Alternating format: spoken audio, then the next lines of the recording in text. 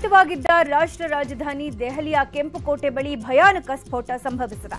9 ಮಂದಿ ದುರ್ಮರಣ ಹೊಂದಿದ್ದು, ನಿನ್ನೆ ಸಂಜೆ 6:40 ಕೆಂಪುಕೋಟೆ ಬಳಿಯ ಗೇಟ್ ನಂಬರ್ 1 ಬಳಿ ಇರೋ ಮೆಟ್ರೋ ಪಿಲ್ಲರ್ ನಂಬರ್ 1 ಬಳಿ ಇದ್ದಕ್ಕಿದ್ದಂತೆ ಭಯಾನಕ ಸ್ಫೋಟ ಸಂಭವಿಸಿದೆ. ಸ್ಫೋಟದ ತೀವ್ರತೆಗೆ ಸುಮಾರು 10 ವಾಹನಗಳು ಹೊತ್ತಿ ಉರಿದಿವೆ. ಕಾರು, ಗೂಡ್ಸ್ ವಾಹನ, ಆಟೋ ಸೇರಿದಂತೆ ಹಲವು ವಾಹನಗಳು ಧಗಧಗಿಸಿವೆ.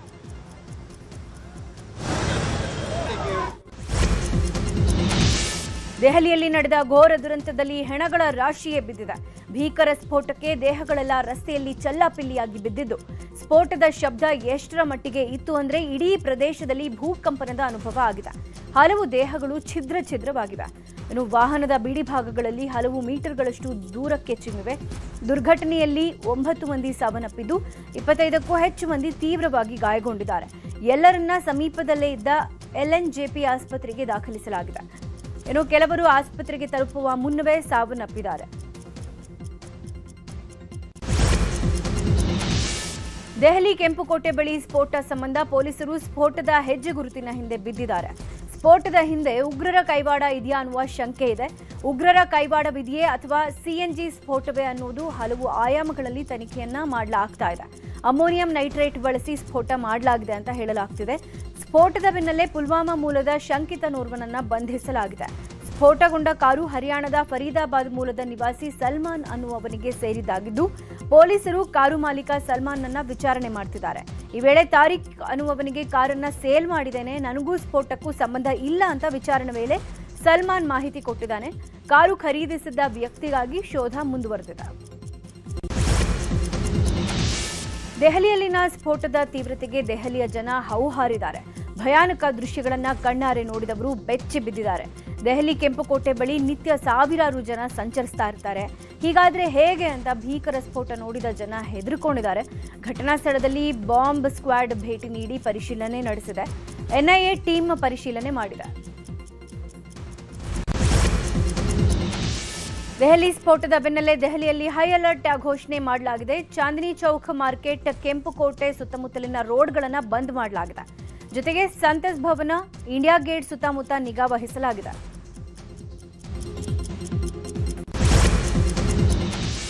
ಇನ್ನು ದೆಹಲಿಯಲ್ಲಿ ನಡೆದ ಸ್ಫೋಟದಿಂದ ಇಡೀ ದೇಶವೇ ಬೆಚ್ಚಿಬಿದ್ದಿದೆ. ಹೀಗಾಗಿ ದೇಶದಾದ್ಯಂತ ಹೈ ಅಲರ್ಟ್ಗೆ ಕೇಂದ್ರ ಗೃಹ ಇಲಾಖೆ ಸೂಚನೆ ಕೊಟ್ಟಿದೆ. ಗುಪ್ತಚರ ಇಲಾಖೆ ಮುಖ್ಯಸ್ಥರ ಜೊತೆಗೆ ಸಮಾಲೋಚನೆ ನಡೆಸಲಾಗಿದೆ.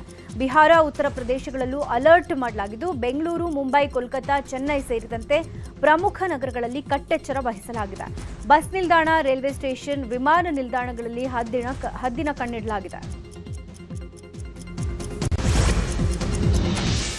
ದೆಹಲಿಯ ಕೆಂಪುಕೋಟೆ ಬಳಿ ನಡೆದ ಭೀಕರ ಸ್ಫೋಟವೇ ನಿಗೂಢವಾಗಿದೆ. ಟೆರರಿಸ್ಟ್ಗಳ ಕೈವಾಡ ಇದೆಯಾ ಅನ್ನುವ ಅನುಮಾನ ಮೂಡಿದೆ. ಮುಂಬೈ ಮಾದರಿ ದಾಳಿಗೆ ನಡೆದಿದ್ದ ಸಂಚು ಅನ್ನುವ ಗುಲ್ಲೆತ್ತಿದೆ. ಅವತ್ತು ನವೆಂಬರ್ 26ರಂದು ದಾಳಿಯಾಗಿತ್ತು. ಈಗ ದೆಹಲಿಯಲ್ಲಿ ನವೆಂಬರ್ 10ರಂದು ದಾಳಿ ನಡೆದಿದೆ. ಸಾಕಷ್ಟು ಅನುಮಾನಗಳಿಗೆ ಈ ಸ್ಫೋಟ ಎಡೆಮಾಡಿಕೊಟ್ಟಿದೆ. ದೆಹಲಿ ಸ್ಫೋಟದ ಬಗ್ಗೆ ಪ್ರಧಾನಿ ಮೋದಿ ಎಕ್ಸ್ನಲ್ಲಿ ಸಂತಾಪ ಸೂಚಿಸಿದ್ದಾರೆ. ದೆಹಲಿಯಲ್ಲಿ ನಡೆದ ಸ್ಫೋಟದಲ್ಲಿ ತಮ್ಮ ಪ್ರೀತಿ ಪಾತ್ರರನ್ನ ಕಳೆದುಕೊಂಡಿದ್ದೇವೆ. ಅವರಿಗೆ ಸಂತಾಪ ಸೂಚಿಸುತ್ತೇನೆ. ಗಾಯಾಳುಗಳು ಆದಷ್ಟು ಬೇಗ ಚೇತರಿಸಿಕೊಳ್ಳಬೇಕು. ಸಂತ್ರಸ್ತರಿಗೆ ಅಧಿಕಾರಿಗಳು ಸಹಾಯ ಮಾಡ್ತಿದ್ದಾರೆ. ಗೃಹ ಸಚಿವ ಅಮಿತ್ ಶಾ ಮತ್ತು ಇತರ ಅಧಿಕಾರಿಗಳೊಂದಿಗೆ ಪರಿಸ್ಥಿತಿಯನ್ನ ಅವಲೋಕನೆ ಮಾಡಿದ್ದೇನೆ ಅಂತ ತಿಳಿಸಿದ್ದಾರೆ.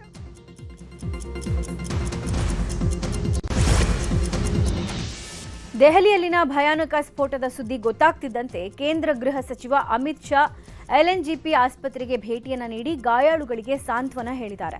ನಂತರ ಘಟನಾ ಸ್ಥಳಕ್ಕೂ ಭೇಟಿ ನೀಡಿದ್ದಾರೆ. ಭೀಕರ ದುರಂತದ ಬಗ್ಗೆ ಪೊಲೀಸರಿಂದ ಅಮಿತ್ ಶಾ ಮಾಹಿತಿ ಕಲೆ ಹಾಕಿದ್ದಾರೆ.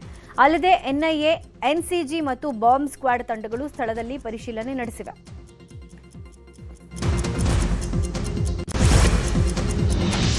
ದೆಹಲಿ ದಾಳಿ ಬಗ್ಗೆ ಅಮಿತ್ ಶಾ ಜೊತೆ ಮೋದಿ ಚರ್ಚೆ ಮಾಡಿ ಇಂಚಿಂಚು ಮಾಹಿತಿ ಪಡ್ಕೊಂಡಿದ್ದಾರೆ.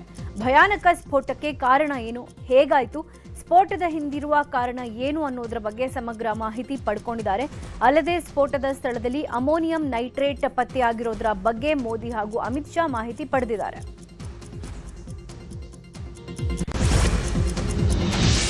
ದಿಲ್ಲಿಯ ಕೆಂಪುಕೋಟೆ ಬಳಿಯ ಸ್ಫೋಟದ ಸ್ಥಳಕ್ಕೆ ಸಿಎಂ ರೇಖಾ ಗುಪ್ತಾ ಭೇಟಿ ನೀಡಿದ್ದಾರೆ. ಘಟನೆಗೆ ಕಾರಣ ಏನು ಅಂತ ಪರಿಶೀಲಿಸಿ ಮಾಹಿತಿ ಪಡೆದಿದ್ದಾರೆ. ಇಡೀ ದೆಹಲಿಯಲ್ಲಿ ಅಲರ್ಟ್ಗೆ ಘೋಷಣೆ ಕೊಟ್ಟಿದ್ದಾರೆ. ಕೇಂದ್ರದ ತನಿಖೆಗೆ ಎಲ್ಲಾ ಸಹಕಾರ ನೀಡೋದಾಗಿ ಹೇಳಿದ್ದಾರೆ. ಮೃತರ ಕುಟುಂಬಕ್ಕೆ ಸಾಂತ್ವನ ಕೂಡ ಹೇಳಿದ್ದಾರೆ. ಇನ್ನು ದೆಹಲಿಯಲ್ಲಿ ನಡೆದ ಭಯಾನಕ ಸ್ಫೋಟದ ಬಗ್ಗೆ ಸಿಎಂ ಕೂಡ ಟ್ವೀಟ್ ಮಾಡಿ ಸಂತಾಪ ಸೂಚಿಸಿದ್ದಾರೆ. ಮೃತರ ಆತ್ಮಕ್ಕೆ ಶಾಂತಿ ಸಿಗಲಿ, ಗಾಯಾಳುಗಳು ಶೀಘ್ರ ಗುಣಮುಖರಾಗಲಿ ಅಂತ ಸಿಎಂ ಟ್ವೀಟ್ ಮಾಡಿದ್ದಾರೆ. ಅಲ್ಲದೆ ಈ ಬಗ್ಗೆ ಮೈಸೂರಿನಲ್ಲಿ ಮಾತನಾಡಿದ ಸಿಎಂ ಸಿದ್ದರಾಮಯ್ಯ ಪ್ರತಿಕ್ರಿಯೆ ಕೊಟ್ಟಿದ್ದಾರೆ. ಕೆಲವರು ಸತ್ತಿರೋ ಬಗ್ಗೆ ಮಾಹಿತಿ ಇದೆ. ಕರ್ನಾಟಕದಲ್ಲೂ ಕೂಡ ಹೈ ಅಲರ್ಟ್ ಘೋಷಣೆ ಮಾಡಿದ್ದೀವಿ. ಮೈಸೂರು, ಬೆಂಗಳೂರು ಪೊಲೀಸರ ಜೊತೆ ಮಾತನಾಡಿ ಬಿಗಿ ಬಂದೋಬಸ್ತ್ ಮಾಡಲಾಗಿದೆ ಎಂದರು. ಬೆಂಗಳೂರಿನಲ್ಲಿ ಹೈ ಅಲರ್ಟ್ ಇರುವಂತೆ ನಗರ ಪೊಲೀಸ್ ಆಯುಕ್ತರು ಸೂಚನೆ ಕೊಟ್ಟಿದ್ದಾರೆ. ಕೂಡಲೇ ಠಾಣಾ ವ್ಯಾಪ್ತಿಯಲ್ಲಿ ಗಸ್ತು ಮಾಡಬೇಕು. ಕೇಂದ್ರ ಸರ್ಕಾರದ ಕಚೇರಿಗಳಿಗೆ ಭದ್ರತೆ ನೀಡಬೇಕು. ರಾತ್ರಿಯೂ ಗಸ್ತು ಹೆಚ್ಚಳ ಮಾಡುವಂತೆ ಸೂಚನೆಯನ್ನ ಕೊಟ್ಟಿದ್ದಾರೆ. ಹಾಗೆ ಅನುಮಾನಾಸ್ಪದ ವ್ಯಕ್ತಿಗಳ ವಿಚಾರಣೆಯನ್ನ ನಡೆಸಬೇಕು. ಲಾಡ್ಜ್ನಲ್ಲಿ ತಂಗಿರುವವರ, ಹೊರ ರಾಜ್ಯದವರ ವಿಚಾರಣೆಯನ್ನ ಕೂಡ ಮಾಡಬೇಕು. ಇನ್ಸ್ಪೆಕ್ಟರ್ಗಳಿಗೆ ಸೂಚನೆಯನ್ನ ಕೊಡಲಾಗಿದೆ. ಹೀಗಂತ ಇನ್ನು ನಗರ ಪೊಲೀಸ್ ಆಯುಕ್ತರ ಸೂಚನೆಯ ಮೇರೆಗೆ ಖಾಕಿ ಪಡೆ ಕಟ್ಟೆಚ್ಚರ ವಹಿಸಿದೆ. ತಕ್ಷಣ ಫೀಲ್ಡ್ಗಿಳಿದು ಅನುಮಾನಾಸ್ಪದ ಕಾರುಗಳು, ವಾಹನಗಳ ಪರಿಶೀಲನೆ ನಡೆಸುತ್ತಿದೆ. ಗಣ್ಯ ವ್ಯಕ್ತಿಗಳ ಮನೆ, ಕಚೇರಿ, ರಾಯಭಾರಿ ಕಚೇರಿಗಳ ಮುಂದೆ ಭದ್ರತೆಯನ್ನ ಮಾಡಲಾಗಿದ್ದು ರೈಲ್ವೆ ಸ್ಟೇಷನ್ಗಳಲ್ಲಿ ಪರಿಶೀಲನೆ ನಡೆಸಿದ್ದಾರೆ.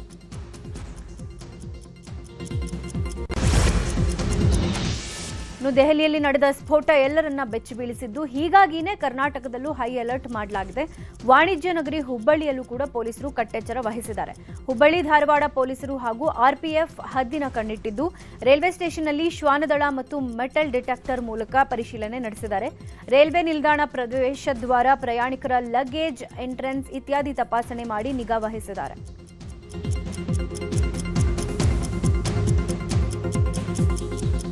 ಇನ್ನು ಮೈಸೂರು ನಗರದ ಸುತ್ತಲೂ ಕಟ್ಟೆಚ್ಚರ ವಹಿಸಲಾಗಿದೆ. ರೈಲ್ವೆ ಸ್ಟೇಷನ್, ಬಸ್ ನಿಲ್ದಾಣ ಸೇರಿದಂತೆ ಹಲವು ಕಡೆ ತೀವ್ರ ತಪಾಸಣೆ ನಡೆಸಲಾಗಿದೆ. ಅನುಮಾನ ಬಂದ ಕಡೆ ಶ್ವಾನದಾಳದಿಂದಲೂ ತಪಾಸಣೆ ನಡೆಸಲಾಗ್ತಾ ಇದೆ. ಪೊಲೀಸ್ ಕಮಿಷನರ್ ಸೀಮಾ ಲಾಟ್ಕರ್ ನೇತೃತ್ವದಲ್ಲಿ ನಗರದ ಜನಸಂದಣಿ ಪ್ರದೇಶದಲ್ಲಿ ತೀವ್ರ ತಪಾಸಣೆ ಮಾಡಲಾಗ್ತಿದೆ. ಇನ್ನು ದಾವಣಗೆರೆ ನಗರದ ಜನಸಂದಣಿ ಪ್ರದೇಶದಲ್ಲಿ ಎಎಸ್ಸಿ ಶ್ವಾನದಳದಿಂದ ತಪಾಸಣೆ ನಡೆಸಲಾಗಿದೆ. ರೈಲ್ವೆ ನಿಲ್ದಾಣ, ಕೆಎಸ್ಆರ್ಟಿಸಿ ಬಸ್ ಸ್ಟ್ಯಾಂಡ್, ಖಾಸಗಿ ಬಸ್ ಸ್ಟ್ಯಾಂಡ್ನಲ್ಲಿ ತಪಾಸಣೆ ಮಾಡಿದ್ದಾರೆ. ನಿಷೇಧಿತ ಜೈಷ್ ಎ ಮೊಹಮ್ಮದ್ ಮತ್ತು ಅನ್ಸಾರ್ ಗಜ್ವತ್ ಉಲ್ ಹಿಂದ್ ಸಂಘಟನೆಗಳೊಂದಿಗೆ ನಂಟು ಹೊಂದಿದ್ದ ರಾಜ್ಯ ಮತ್ತು ಅಂತಾರಾಷ್ಟ್ರೀಯ ಉಗ್ರ ಜಾಲದ 8 ಮಂದಿಯನ್ನ ಜಮ್ಮು ಮತ್ತು ಕಾಶ್ಮೀರ ಪೊಲೀಸರು ಬಂಧಿಸಿದ್ದಾರೆ. ಬಂಧಿತರಲ್ಲಿ 3 ವೈದ್ಯರಿದ್ದಾರೆ ಅನ್ನೋದು ಗೊತ್ತಾಗಿದೆ. ಕಾರ್ಯಾಚರಣೆ ವೇಳೆ ಅಪಾರ ಶಸ್ತ್ರಾಸ್ತ್ರ, ಮದ್ದುಗುಂಡುಗಳು ಮತ್ತು ಕಚ್ಚಾ ಬಾಂಬ್ ತಯಾರಿಕೆಗೆ ಬಳಸುವ 2900 ಕೆಜಿ ಸ್ಫೋಟಕಗಳು ಹಾಗೂ ಎಲೆಕ್ಟ್ರಾನಿಕ್ ಸಾಧನಗಳನ್ನು ವಶಕ್ಕೆ ಪಡೆದುಕೊಳ್ಳಲಾಗಿದೆ. ಇನ್ನು ವಿಚಾರಣೆ ವೇಳೆ ಪಾಕಿಸ್ತಾನ ಮತ್ತು ಇತರ ದೇಶಗಳಲ್ಲಿದ್ದುಕೊಂಡು ವೈದ್ಯರು ವಿದ್ಯಾರ್ಥಿಗಳನ್ನು ಬಳಸಿಕೊಂಡು ಉಗ್ರ ಚಟುವಟಿಕೆಗಳನ್ನು ನಡೆಸುತ್ತಿದ್ರು ಅನ್ನೋದು ಪತ್ತೆಯಾಗಿದೆ. ಭಾರತದ ಮೇಲೆ ಹೊಸ ದಾಳಿಗೆ ಪಾಕಿಸ್ತಾನದಲ್ಲಿ ಆಶ್ರಯ ಪಡೆದಿರುವ ಲಷ್ಕರ್ ಎ ತೈಬಾ ಉಗ್ರರು ಸಿದ್ಧತೆಯನ್ನ ಮಾಡಿಕೊಳ್ತಿದ್ದಾರಂತೆ. ಈ ಆಘಾತಕಾರಿ ಮಾಹಿತಿಯನ್ನ ಗುಪ್ತಚರ ಇಲಾಖೆ ನೀಡಿದೆ. ಭಾರತದ ಮೇಲಿನ ದಾಳಿಗೆ ಹೊಸ ಮಾರ್ಗವನ್ನ ಹುಡುಕ್ತಿದ್ದಾರೆ ಲಷ್ಕರ್ ಉಗ್ರರು. ಬಾಂಗ್ಲಾದೇಶವನ್ನ ಲಾಂಚ್ ಪ್ಯಾಡ್ ಆಗಿ ಬಳಸಿಕೊಳ್ಳೋದಕ್ಕೆ ಸಿದ್ಧತೆಯನ್ನ ಮಾಡಿಕೊಳ್ತಿದ್ದಾರಂತೆ.